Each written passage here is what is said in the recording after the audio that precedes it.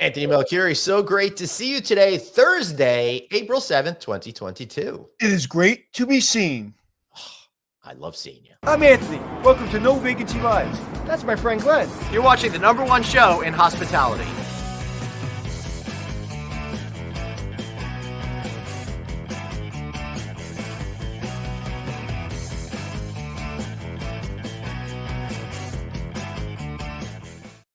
Hey, everybody. Welcome to No Vacancy Live. I am Glenn Hausman. That's Anthony Melchiori.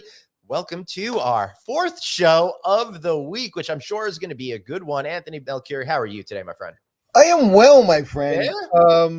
And I'm just disappointed that I don't think we have any gigs in Vegas in April.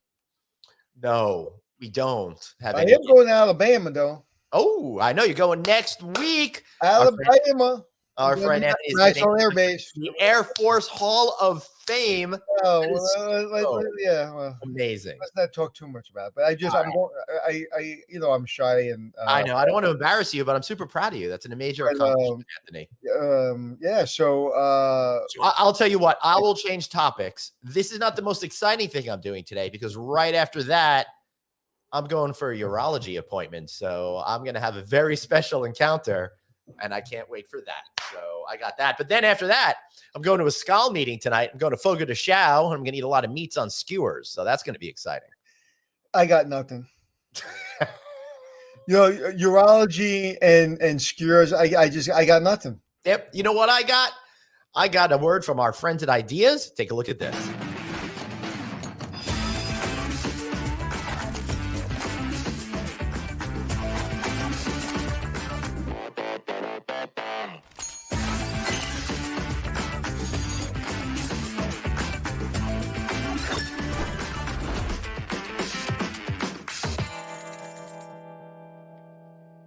All right. Be sure to check out our friends' Ideas next week at AHOA.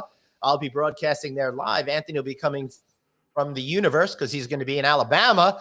But we look forward to bringing you many, many great shows next week. And I'm really hoping that the people that listen, the majority of our audience that listens on podcast, enjoyed that video.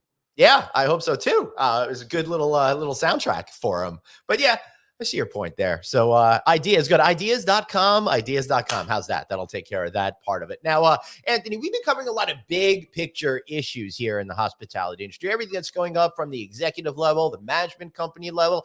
Heck, we even talked to one of the first female fighter pilots ever from Botswana yesterday. Pretty cool. But one of the things that I love talking about is what's going on at that property level.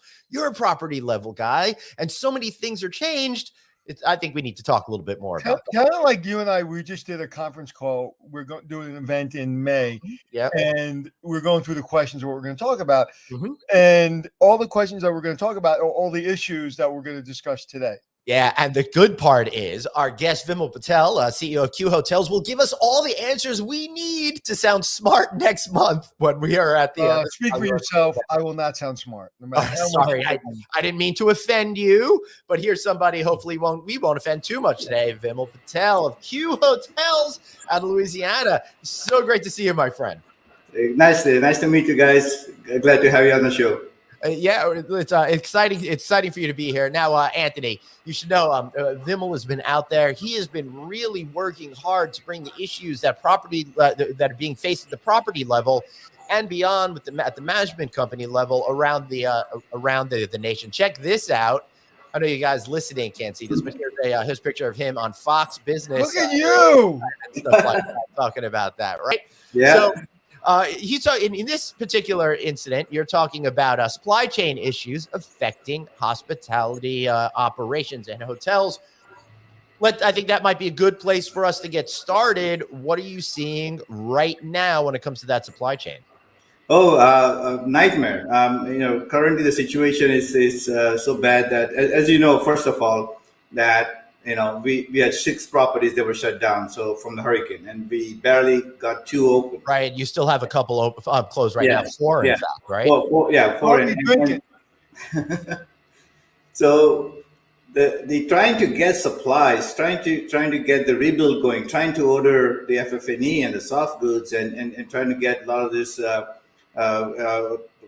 FF&E part of it and supplies that goes back and opening of the hotel. It's been a struggle.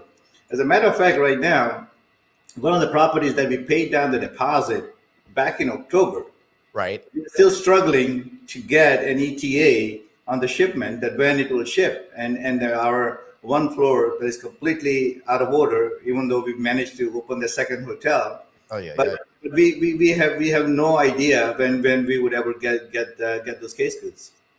So what are the answers? What do you do? How do you compensate? Well, that's been a struggle. So we managed to get the brands to approve. Though, let us open what we can open. We have half the hotel that can Right. go out of order, and we just kind of get going whatever that we can, and trying to get the other supplies like the linens. That has been a big challenges. Towels, Yeah. and trying to get those. So we just trying to replace it with what we can. One of the articles that I done, a few months back, we're talking about the challenges that we just simply had with the coffee cups.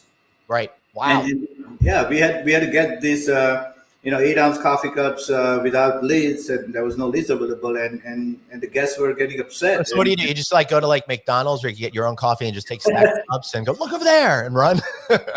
So we managed to get some from Sam's Club, and Right. so it was not, obviously, not brand compliance, right? But we had to make by and do what we need to do. Otherwise, we can't even serve coffee to our guests if you're going to wait for the brand specific cups, right? Right.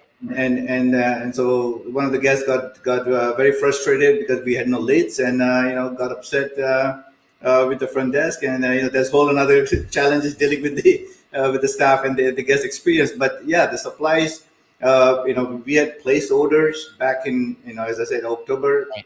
November. We're getting some of the linens back now, but some of the hotels we're still waiting on a lot of these orders. But at least finding labor is easy. Oh, I'm sorry. I got to do this. Yeah, so the labor is all another ballgame, right? So two of the hotels we have actually outsourced Mm-hmm. with contract laborers. We're paying about around $18 an hour for the housekeeping, Wow. right? And even then, this company who is paying 15, to these employees, Mm-hmm. they have no means, to keep the supply of the same individuals going every day. So we're getting this all bits and pieces here, and so it's a huge challenge right now. So this is crazy because people are actually traveling again, particularly the types, I think, of hotels that you have out there. However, you're in a crazy situation where you can't either even open floors or sometimes service the rooms that are open or give the guests everything that you need to make their experience a positive one. So how do you compensate? How do you continue to go through this every day to make those guests happy?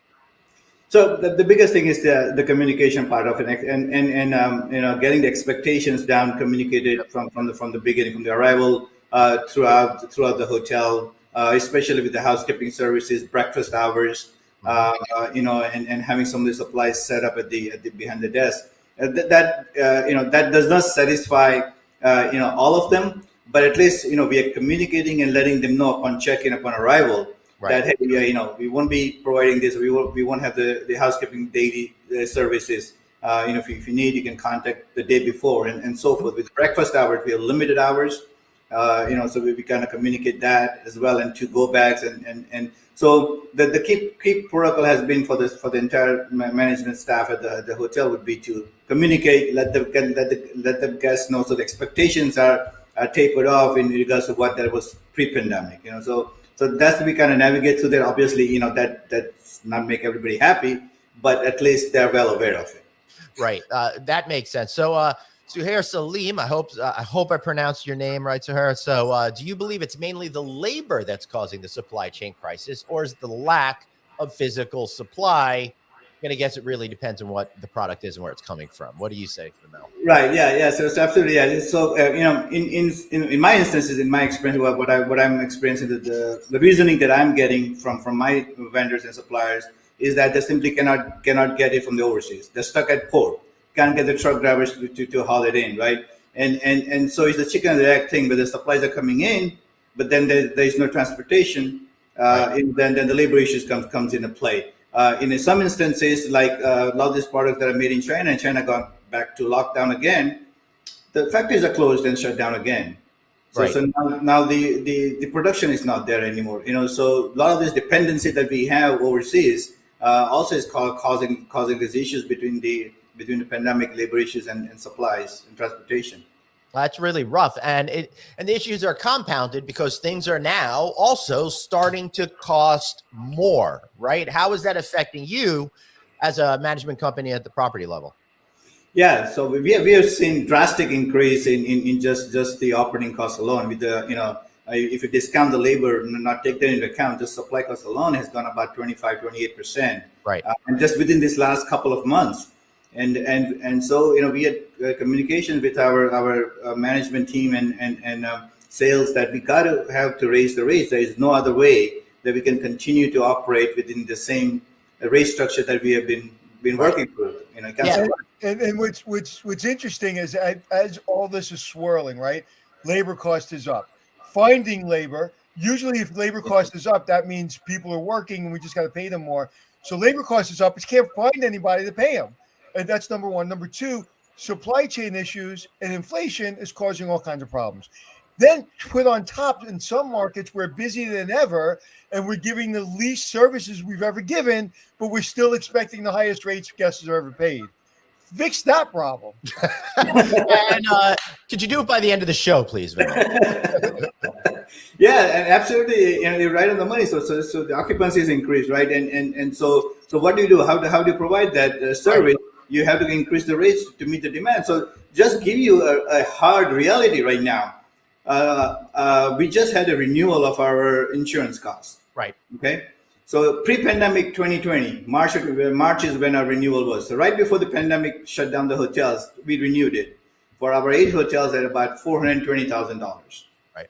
March 21, last year, we renewed it about $628,000. That's already a huge jump right there. Anthony, I know you're sitting down. Wait for this next number. So this right now. Wait, you know the answers to the questions? That's not fair. I don't know the answers to the questions. I just happened to talk with Vimal at the Hunter Hotel Investment Conference, and this came up as a topic. Yeah. So right now we just renewed for the same 8 hotels last month, $1.8 million. Yeah. Yeah. And it was a huge shock because again that's 1.2 net profit that's just down the drain. Plus, as the months are progressing, the exclusions that are coming on way, assault and battery, that they try to exclude that. They try to exclude, the wind and hail damage, increasing the deductibles, right, and so forth. So how do you bear this fixed cost without not increasing the rates? So we have to cut back with the supplies, we have to cut back with the services, but you have to pay the fixed cost. And right, and guests are getting less services and a higher rate, and it's starting to come home to roost because it's not just one hotel or one brand or a 3-star, 4-star, 5-star. It's everywhere. And someone just said to me recently, I think you were on the phone, Glenn, when you heard this in our last call, that when he traveled to Mexico, he got all the services. So then people are going to start traveling to Mexico or other countries because they're getting higher rates here and they're getting less service. So it's a real quagmire for a person like you. How many hotels are you running? We have 9. You have 9 hotels. Yeah. Now, do you have to potentially close any or sell any? Well, we have been closed from the hurricane damage. So we have 6 closed. There are 4 still closed. 2 we managed to open. Yeah. Okay. And are you going to be able to reopen all of them? Yeah, that's for next. It's going to take another next 3 to 6 months to get the remaining open up. Yeah. Okay. Wow. Right. All right. So Akshar is saying, how can we survive with with housing costs? We have many guests facing eviction for months and months and still staying here. We are basically losing money every day. You know what he's talking about there, Vimal? Yeah, I think so. I think he's probably talking about some of the costs that's the evictions and from the residential part of it that's coming down. But challenge here is that even though there are restrictions that are come into play with the government regulations and the local county laws that comes into play. So if some of these residents that have been either staying at your property and you cannot evict them, we had these challenges last year in New Orleans area. And so you just cannot evict them, and there was no way out of it. And what can you do, because you don't get payments, you cannot get rid of them. And so it has been a struggle for the small business owner, that especially for the hotel owners, right? It's been a really eye-opening, very sour experience through and through the pandemic. And a lot of times, I've dealt with this in Florida, where the local government don't want you to evict them because it helps their home issue, or it helps their issue because they're not doing their job. Right, and so it has become a political thing as well, right? So between the local council and depending on which left or the right they are, and it's been a struggle trying to get anything accomplished, done. Even the lodging association, I'm also board of the Louisiana Lodging Association, right? So we can't get any straight answers. We can't get anything going for these hoteliers. Wow, that's unbelievable. It's amazing what you're going through every single day out there, and fighting this good fight. And people think it's easy. They think this business is easy and it's glamorous, and you're making a fortune, and you're barely able to stay alive. And we thought the pandemic with no business was bad. I think opening up, and things are great is worse, because we just can't keep up, and we can't do the things that listen. At the end of the day, we're in the hospitality business, right? So if you really love this business, you really love to serve people. When you're unable to give them what they want, and you're not able to give them what they deserve, it's not only challenging, it's it's depressing, for lack of a better word. Yeah, and that is a fact, right? So the biggest challenge has been, like, people who are not part of the hotel industry, they think that it's sort of a passive income, and the owners are sitting somewhere in Miami or overseas, and they're collecting checks, right? So it's far beyond the truth, right? And the other part of it is that as a hotelier, we are not only responsible, to your staff and to your team members, but to the guests, right? To your partners who are involved in the businesses, and then not only that, your obligation towards the lenders, to the brands, right? And so you're putting yourself at the very end of the stick, if there is any stick left over, right? Yeah. So what are the brands saying about all of this? What kind of support are you getting? Are there certain companies that are more focused on owner issues than others that are out there? Yeah, so we were just in a meeting with Marriott in Houston a couple of weeks ago. Right, and you have some Fairfield with them, for example, at a Town Place Suite. Town Place Suite, Town Place and Spring Hill. So they have made concession with the breakfast program, that they're allowing to go a little bit outside the program. Continue to allowing the limited housekeeping services. Continue to allow you to go off brand products for your housekeeping supplies, or for the bed linens and things like that. And so does the Hilton and the other brands as well. But the biggest challenge is also that when it comes down to now, when you're getting off, and you kind of think that the business has been getting back to normal, you cannot bring back all those pre-pandemic brand standards back again, because this is not going to work, and things have changed drastically. And communicating that to the brand and be able to self-sustain with this current environment, that is going to be the bigger challenge.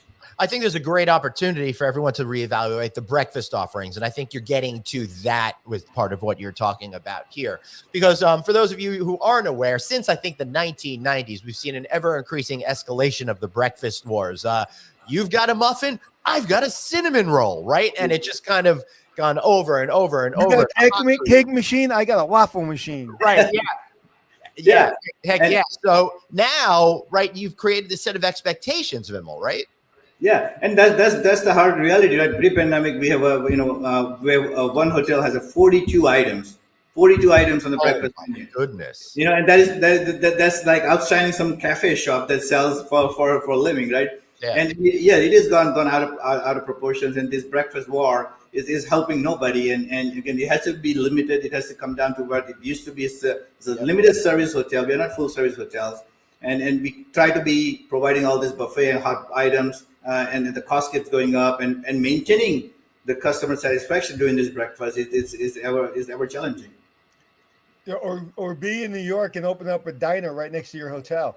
I was at the Algonquin Hotel, and we could never get a real breakfast going in our breakfast room. It was a beautiful breakfast because you can go next door to the Red Flame, which is a great diner, and get everything you want for $12. Right.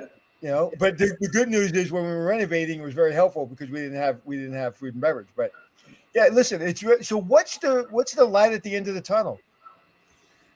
The light is far and beyond, right? So right now, getting to this hump about the supply chain issues and getting the hotel open for us, Right. That's been the focus on it right now. We're hoping that one or two hotels can be opened up in next 45 days or so, so that way only 2 hotels remain shut down. But again, even within this vicinity, the staffing, labor shortages, right? It continues to be a challenge.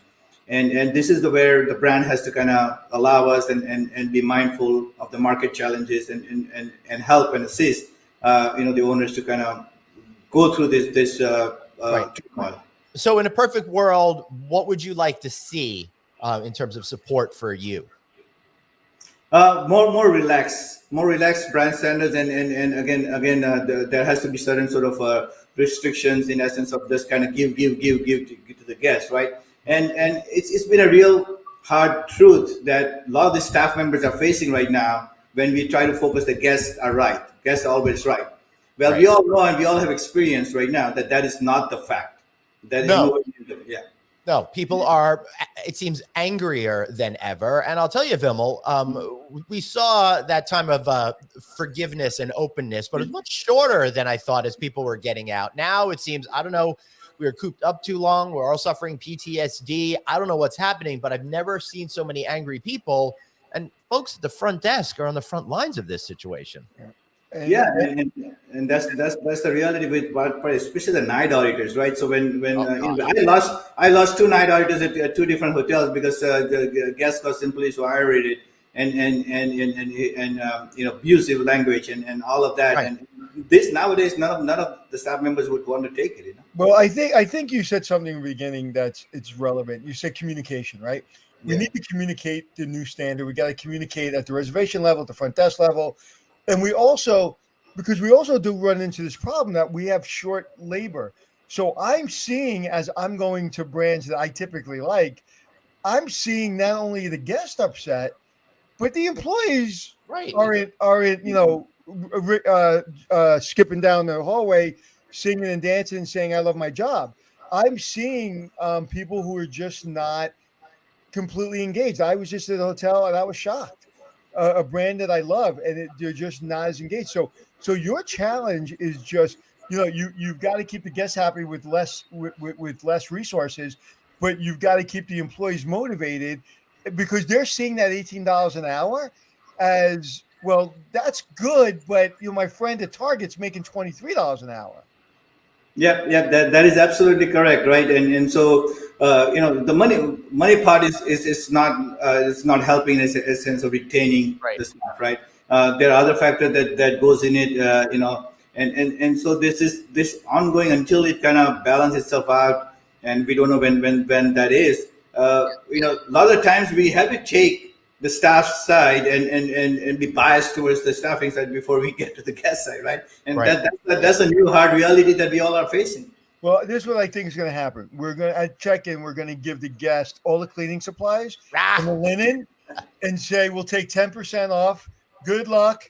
And do me a favor to wash it and dry it down the hall. So please clean, and we'll inspect the room. And if the room's perfect, we'll give you another 10% off. Or we give you 10,000 points. Yeah, right.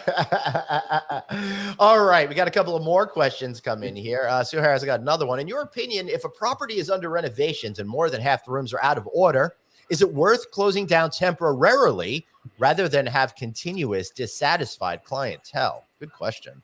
Absolutely. We gone through these challenges in 19, and if we are able to speed up the renovation process and get it in and out quickly, those month or 45 days worth of revenue, probably you can easily make it over and more if you can get the hotel open. Because again, the liabilities associated Right. with the contractors going in and out, the guest satisfactions, and losing an account, depending on how long your PIP is going to last, I think it's not worth it in shutting down. Yeah. That question answers itself with a quick back of the envelope P&L, right? Right. So Yeah. you have to do the numbers, and the numbers will answer. We shut a hotel down for 28 days for that reason, because if one delay, we would have lost a lot more money. So yes, if everything went perfect, it was worth keeping the hotel up half the hotel open as we did the renovation. But we put in a couple of challenges, which we know would happen. We'd be a week delayed, or the elevator would break because we only got 2 elevators. And before we knew it, the P&L said, close the hotel. It's not worth the risk. So that question has to be told by a P&L. Yeah. And one of the hard experience that we learned is that one sheetrock guy hit the sprinkler head, and now the entire floor was flooded. So Oh my God. And yeah, then when you open a brand new hotel and a guest decides to hang his coat from a sprinkler head, yeah, you're walking outside the hotel and you see the food and beverage director sweeping off the deck of water. And I go, Marcel, what's going on? And he goes, go to dinner. Don't worry about it. We got a flood. That really happened. The guy hung his hanger on the sprinkler system. And my daughter, it was funny. She was little. She read the sign. She goes, Dad, why do you say don't hang clothes on the sprinkler? That's silly. People wouldn't do that. Yeah. Literally 10 minutes as we're getting into the car to go to dinner, one of the sprinkler heads popped. yeah. I can't believe that you have to have those signs in there. It's Yeah. ridiculous. 100%, bro. 100%. This happened more times than you will ever imagine. That's one of the amazing things about America. Just when you think people can't get any dumber, boom, they get you right Have you to not it. been paying attention the last 2 years? No, I've been paying attention my whole life, and I've seen our Slide to Idiocracy. Go check out that movie. All right, Mayur Renaya is expressing his opinion here. I feel like a brand should either lower their franchise fees or bear the 5% of our monthly expenses. Yeah, I mean, things are rising so quickly. I think a lot of people, in the franchise community are feeling like expenses are rising so quickly. The brands need to do a little bit more to help them out over here. No, absolutely. But the hard reality is that if they didn't do that in the pandemic when the hotels were shut down and we were struggling, how do you anticipate them doing that? But again, I mean, it's a very, very valid point that I've been asking myself, that there are times that if the relationship and the business model needs to survive next decade, the franchisor needs to start giving in a little bit more to the franchisees, and that's the only way this can sustain long and far enough. Well, there's an organization that I think you're part of, a very small organization within the hotel industry that I think could really push the brands for that. I mean, you guys got the most power of any, AHOA has more power than any organization in the industry by far. I mean, I always say if AHOA wanted one of the brand leaders to mow their lawn on a Saturday, they'd be there on Friday afternoon waiting. So you got the power, use it. Yeah, no, definitely. I think the organization is coming along a long way. I think it made a great stride in last 15 months, I would say, Yep. and it's I think it's getting there where it needs to be, and to kind of utilize its clout, Right. And one of the things that we're going to be talking about here on No Vacancy Live and through our relationship with the Ho over the next year or so is reminding people about the fair franchising, doctrine and stuff like that. All the different 12 rules that are out there on what members of the HOA community would like to see to make things more equitable in their opinion. So I'm looking forward to bringing those stories to you guys in the next year along with Anthony. So Vimal, I got to ask you, what's going on like with CMBS loans and stuff like that right now? I mean, we've been talking about the property level stuff, Right. but these properties have got to be bought and sold too. So what's happening there? Right. So we had a hotel on the CMBS. It was right before the pandemic hit, and we just dumped 1.8 million in the PIP right before the pandemic, which we finished it off in October of 2019, and we just finished that, and we were heading to the great first quarter of the 2020, and then boom, the pandemic hit, and at that time, you know, because of all the PIP and renovations, and everything else, and all the reserves had been burned off, and there was hardly any liquidity left, and so forth. So, we stopped, just like the other hotels. We stopped the payments.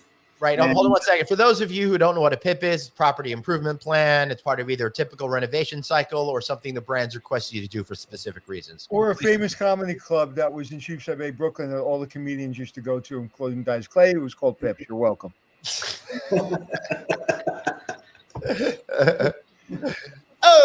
Anyway, we'll continue.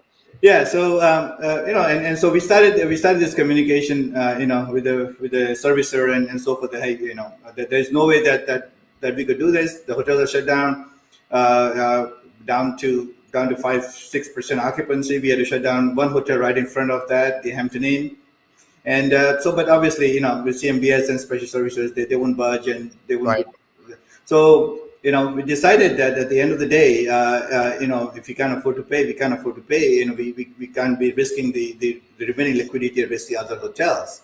And so we continued with our non-payment, and at one point the negotiations kind of failed. So we decided, I was taking the stance personally within my ownership group that, hey, if we can't have this, we need to walk away. We can't be having the emotionally attached to the building where the future jeopardizes with the amount of money that they're looking for to catch up and then still be in a default. And so they carried on for about a year. And my persistence with the negotiating with them, and then again having the appraisal and getting involved with the appraisal company and giving them the realistic picture, sort of the future of what that 3-year, 5-year window would hold. So eventually, I think the point was made across, and we were able to kind of negotiate it down and be able to find a replacing loan, to pay off the CMBS lender. But way I'm being told by the parties involved in it was that I was probably the only less than 5 percentile who got the DPO and was able to exit. Wow. So what advice would you have for people that are dealing with CMBS issues right now? Well, two things. Well, first of all, you better have cashed out in the beginning stage when you did the financing, right? So if you didn't, and if you did the traditional way, right, then you are in the big time hole, right? And having the reserves or the liquidity part of it, to be able to continue the mortgage payment, right? Otherwise you have to just kind of walk away, or you continue and borrow, create another debt to pay this debt, right? And that doesn't fare well at all. If there is any room to negotiate, that would be, again, navigating your way through the appraisal and the appraisal company, and be truthful and open about what position you are in. Never try to hide anything. That's the key factor that I learned through this entire process. As long as you're forefront and relaying the right situation that you are in, whether it's good, bad, or ugly, I think that's been the building the relationship, and a trust factor would come into play and go a long way. Yeah, you took the words out of my mouth. I was like, if you're transparent and you're authentic, it is or it isn't, right? If you're saying this is why, when you show people what your situation is, I've rarely ever seen people say, well, this is your situation, but I'm sorry, because it doesn't do them any benefit to default or to, they want to help you, but if they feel like you're not being transparent, so I think that's really, really great advice. Right. Yeah, and so I think that eventually, I think the only people should go with CMBS, and that will be all lesson learned, is that unless you're going in there with the mindset that you're getting maximum cash out, and when time comes, you're going to consider this as a sale and walk away, or build enough cash reserves along with it that you have 12 months, 18 months worth of cash built up to pay the mortgage while the market is down. Right. Interesting. Anything else for Vimal, Anthony? No, I'm good. Thank you so much for spending time with us and educating us. Thank you. I appreciate it. I will see you next week in Baltimore. Okay. All right. See you. Thanks for being here, Vimal. We appreciate you educating us. Have a good one. Anthony, that was really interesting. I love getting the owner, who's really dealing with those property level issues on. Yeah, you feel the pain, don't you? I feel the pain. Yeah, totally feel the pain. But I got a question. I think that's good for you. Alexandra Giraldo is saying, hey, talking about hotel jobs available. I just moved from another country and have more than 20 years of experience in hospitality there. Will hospitality, here see that, or they're just basic jobs? I think what she's asking is what kind of job she can get. My guess is she can go whatever she's qualified for, or you can hire. Send me your resume. Yep. My email is anthony@anthonymelcuri.com, or DM me at any of my social media platforms at Anthony Hotels. Send me your resume, and I bet you can get a job pretty quick. So send me your resume, and then let me see if I can help, and then we'll have a conversation. Beautiful. I love it. All right, Anthony, I got to get ready for my big evening at Fogo de Chao. So I'm going to start. I'm not going to eat there for another 6 hours, but I got to start exercising, stretching my stomach, mentally preparing. There's a lot of meat that's going to be had there, Anthony. So, I got nothing, Glenn. You got something. You've got to tell everybody about how awesome it is to download the audio version of our podcast at Apple Podcasts, iHeartRadio, Stitcher, wherever you want to download your audio shows. We are there. And hey, if you're out walking that dog right now, I'm sorry you had to pick up that big clump of something, but something that's not going to upset you. Watching us on video. Oh, it looks like I got Dr. Producer Suzanne on that one. All right, everybody. Thanks so much for being here. Remember, you've got one life, so blaze on and be kind to yourself. And I'll see you back here tomorrow night at 5 with an all-new Friday Night Audit. See you soon. How about